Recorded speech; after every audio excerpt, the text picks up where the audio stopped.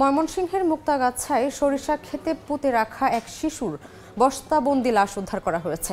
এই মুহূর্তে ঘটনাস্থলে আছেন রিপোর্টার উবাইদুল হক। বিস্তারিত জানতে সরাসরি যাচ্ছি তার কাছে। ময়মনসিংহের মুক্তাগাছার যে চেচুয়া এলাকায় এখানে একটি ফসলি জমিতে পুঁতে রাখা একটি শিশুর বস্তাবন্দি মরদেহ উদ্ধার করা হয়েছে। কিছুক্ষণ আগে সেই মরদেহটি এখানে পুলিশ এবং সিআইডির টিম এখান থেকে উদ্ধার করে নিয়ে যায়। আমরা যে বিষয়টি জানতে পেরেছি যে এই যে সরিষা ক্ষেতের পাশে যে ফসলি জমি সেই ফসলি জমিতে কিন্তু এই শিশুর মরদেহটি উদ্ধার করে। আমরা সেটি পরিচয় আসলে জানতে পেরেছি। শিশুটির নাম হচ্ছে রিফাত।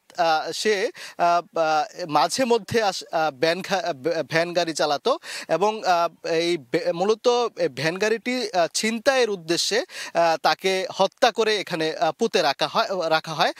আমরা যেটি জানিয়েছি গত ২৭ জানুয়ারি সন্ধ্যায় কয়েকজন ব্যক্তি তাকে তার ভ্যানটি ভাড়া করে এবং তাকে নিয়ে আশেপাশে বিভিন্ন এলাকায় ঘুরে।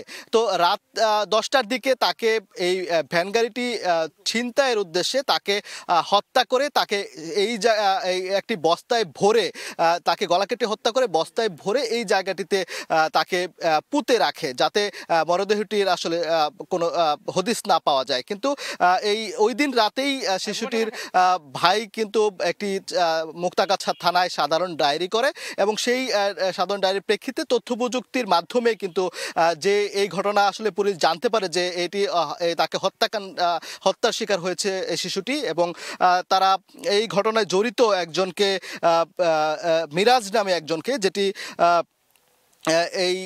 এই এলাকায় তার বাড়ি এবং পার্শ্ববর্তী এই রিফাতের বাড়ি পার্শ্ববর্তী।